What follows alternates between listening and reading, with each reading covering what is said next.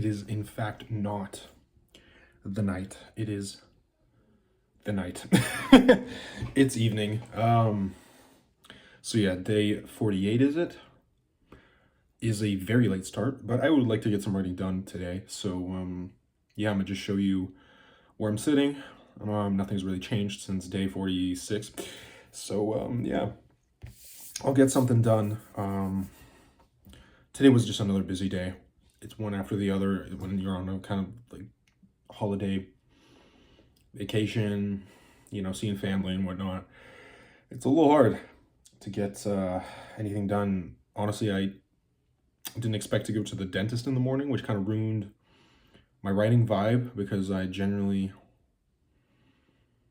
have to get something in the morning to really have a productive day. So I'm gonna try to just get done whatever I can. No editing for today, no screenwriting for today, although I got some earlier. So yeah, that's that for now. I'll just get to the writing, show you the word count we're sitting at right now, and yeah, see you in a minute. There we have it, 220, 685. 400. Seeing as I didn't have any time, and that was about 40 minutes of work right now before I go to sleep, that's actually okay. So yeah, I'm not too sad about that. Again, I'm just sad that I just haven't had the time to really sit down for a couple hours and just go at it with energy and just standard motivation, you know. Yeah. I'm gonna try my best.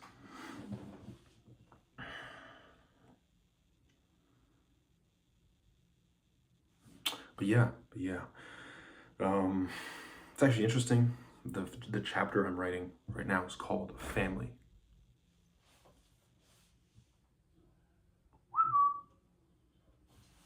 The dog. Chodź tu, Mokuś.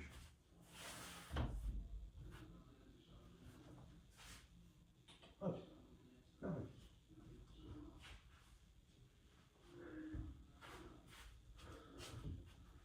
Look at this thing. She was knocking on my door. Look at this thing. Yeah. Yeah, so the chapter I'm writing right now is actually called Family. And you can guess what the theme of the chapter is. But yeah, seeing as I'm with family in Poland right now, and yeah, it's a good time seeing them.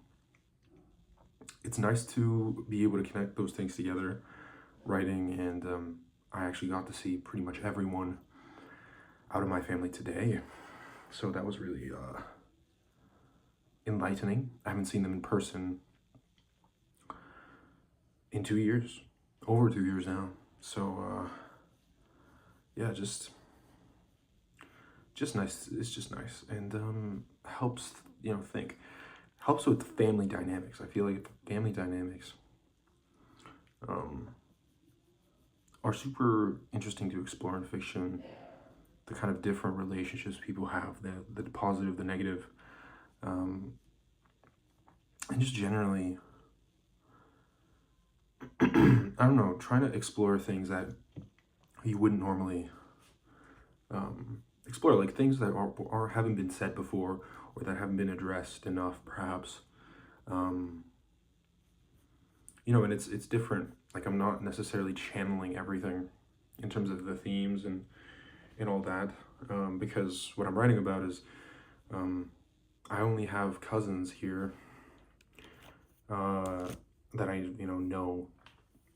I don't know many people here, but I have these two cousins who I'm very close with, and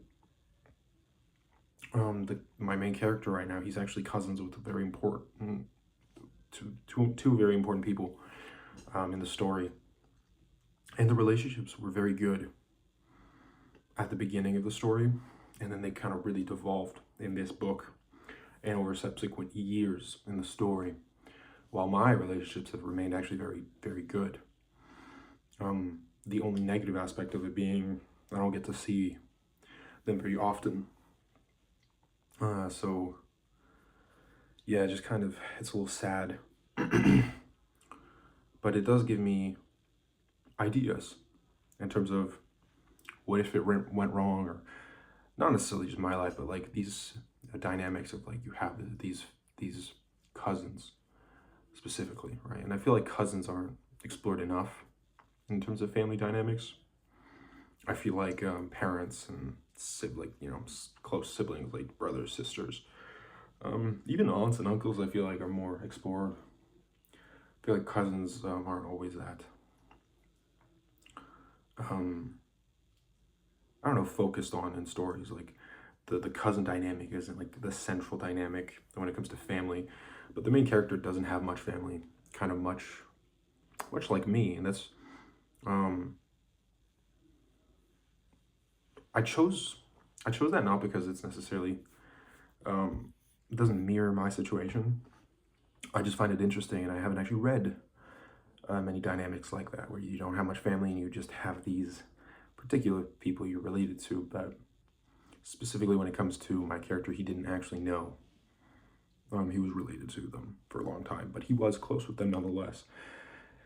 It's just that his relationships sour over time, and right now they're trying to regain that trust. They're trying to regain that humility and fun and that close bond they once shared.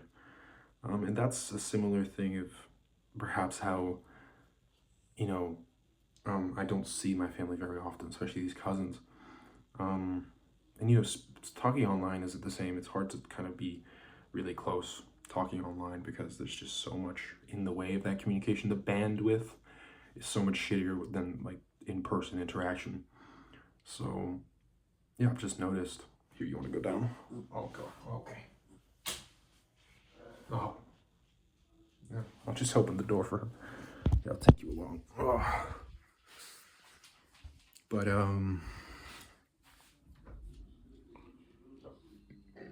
yeah, these relationships.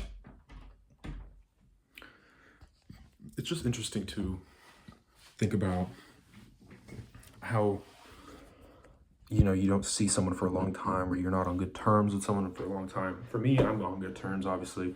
Not saying anything like that. It's just rebuilding connection, perhaps, that wasn't there for a while, is something that's interesting me now. And this chapter is really unfolding that. Because in this book specifically, the relationships have soured because cousin one, the older one, who's the same age as the protagonist, he's a very important figure in the story, and he's gotten really angry, and he's under a lot of stress. So he's become very distant in terms of anger and in terms of just overall emotion, unable to connect with people because he's this leader. And then cousin two is the younger one, and they're on the other side of the spectrum. They're not very angry at all. They don't show emotion at all. And they're very cold. They're very distant, very calculated, unlike cousin one, who is not very calculated, tries to be, but fails. It's very unclear with their directives and just general kind of image of who they want to be. And then cousin two is very clearly knows what they want, but yeah, they're not there, and so they're very cold, and they just have one goal in mind. And both of these have become so, looking for the same goal, which everyone, I think, in the story, all of the protagonists, all of the people who are on the protagonist's side, okay, technically, it's more complicated than that, but they all share the same goal, and that is make things the way they were before. And I think that's a big theme in all my stories so far, in all my books so far. This is similar for my sci-fi. It's this nostalgic. Um, it's not the full, one package goal, but that's a part of it is wanting things to be the way they were, and if not able to achieve that perfect vision, that exact same scenario or life, perhaps something that mirrors it or is close, or at least retains many things from it. Now, of course, that's never the case. I want to be true to real life, and as similar as things can get, they're always different, and it's something to be embraced. So that's something they have to learn, because that's something I have to learn. Like, I'm saying it very self-awarely now. Like, I'm aware of these things, but I'm still a very nostalgic, very sentimental person. I think to, let's say, the Christmas of 5 years ago, and I'm like, man, what would I do to experience that again? Even though things weren't perfect, man. Like, you leave out a lot of things you dislike. Back then, I had my eyes on the future, for example. But now, because just times are uncertain, I'm really thinking about, the stupid stuff from the past, all the silly shit. That really was, I'm kind of a troglodyte for that. Like, yeah, because I'm going to look back in 5 years to this moment and be like, there's something nostalgic about this, even though I can't put my finger on it. I still hope December 2029 is now more conscious of the moment, perhaps, though. So that's a goal right there. I think that's a goal we should all strive for. So yeah, character or not, figment of the stupid imagination of humanity or not. Yeah. Well, stupid. Silly. Yeah, silly. But hey, we invented fucking taxes, so how smart are we? Anyway, cheers to that. And that's the end of day, is it 48? Yes, it is. So yeah, day 48. Hopefully by day 50, I'll get that bigger word count. I say this every day because some days I actually achieve it, right? So I'm just very optimistic. I'm autistically optimistic about these things. Like, but you have to be, man. You have to be. I think disappointment is just part of the game. If you don't set these big goals for yourself, which big, 2,000 words in a day.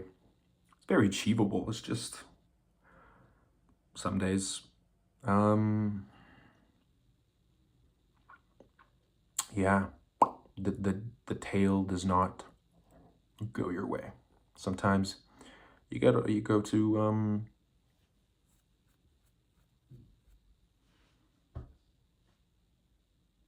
the void. So yeah, I'm gonna go to the void right now. See ya.